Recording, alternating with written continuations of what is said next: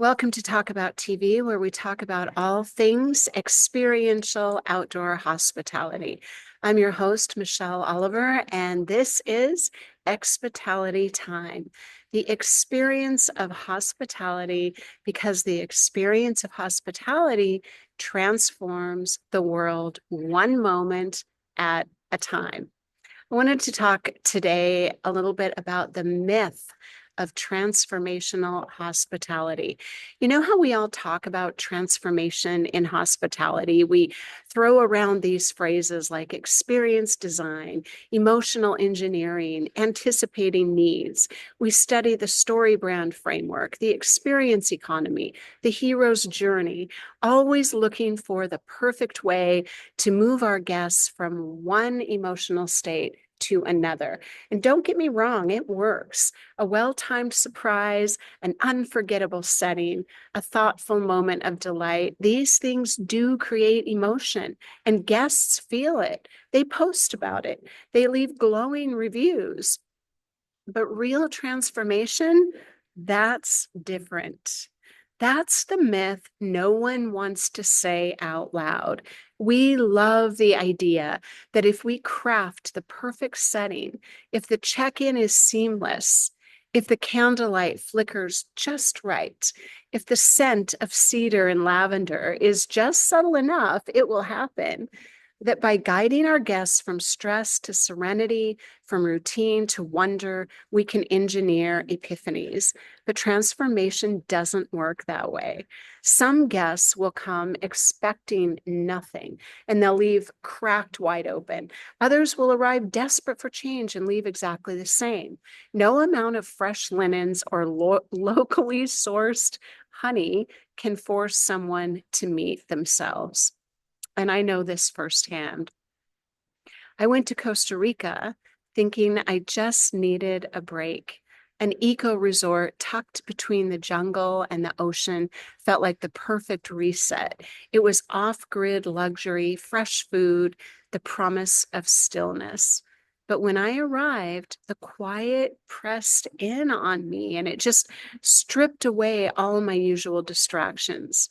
I told myself I was there to rest, but really I was still running and I had no idea that I was. That's so much how most of our guests are. They don't even really know what they're seeking. And it's our job to anticipate that when we don't know ourselves. At first, I kept moving. Morning yoga, long walks on the beach, a new restaurant every day, drinks, socializing. I learned how to surf. I went swimming, anything to fill the space, anything to avoid what I didn't even know I didn't want to feel. But by the seventh night, under a sky that was, oh my God, it was so beautiful, so full of stars that I felt like I was this tiny speck just being pulled into a sparkling ocean of sky. I had nowhere left to run. The grief I had buried, the questions I had avoided, the emotions I had numbed, they all just rose to the surface. And I was floating out in this perfect temperature, warm ocean just past the break. The water was still. The moon hung high in the sky. It was draping its silver light like a fairy queen's cloak over the waves, weaving this shimmering path that just stretched out into infinity. The gentle rocking of that water, it just calmed my body. And I closed my eyes just for a moment. I just let the rhythm of the sea steady my thoughts.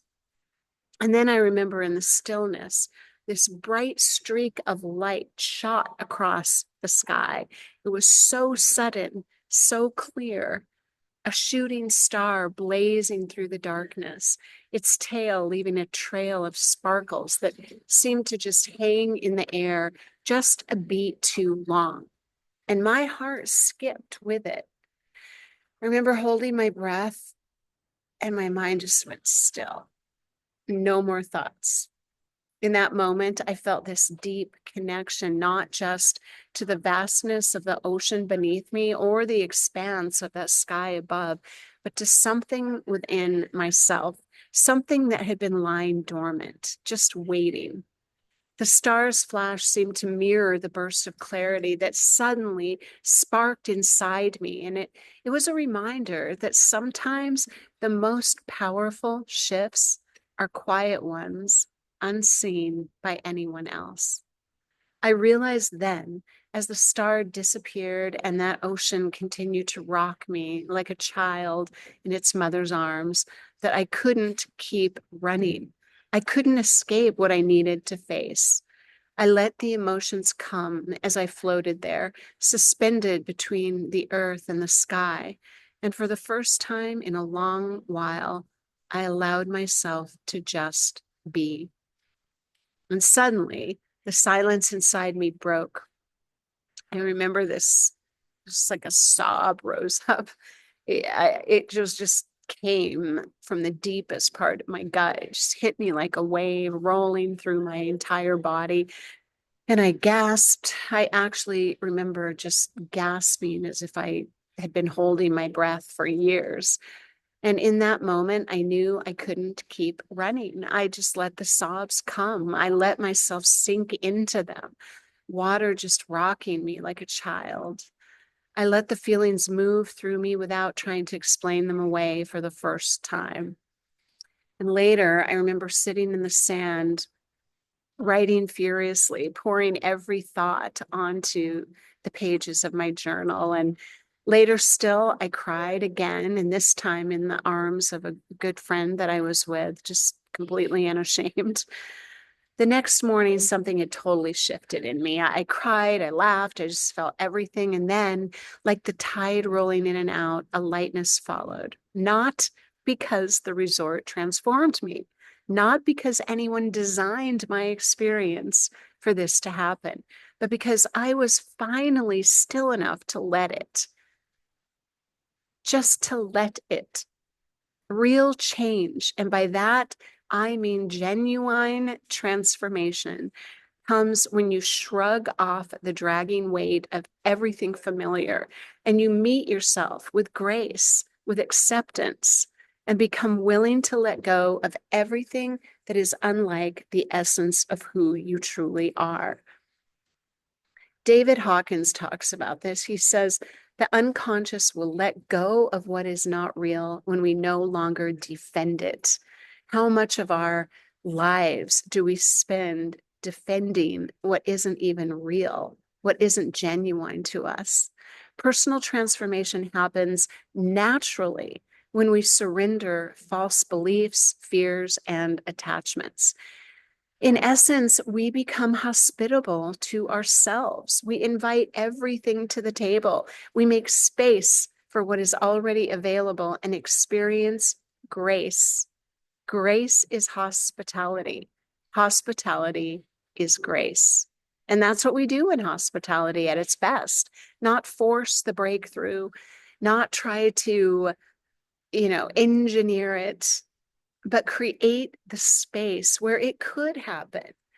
When we can set the table, open the door, and whisper the right invitations. But the real work, that is always up to the guest. I'd love to hear your thoughts on this. I hope you have a most delightful weekend and go out into the world and lift up someone. And by doing so, you'll be lifted yourself. Thank you. Please come back again next Friday.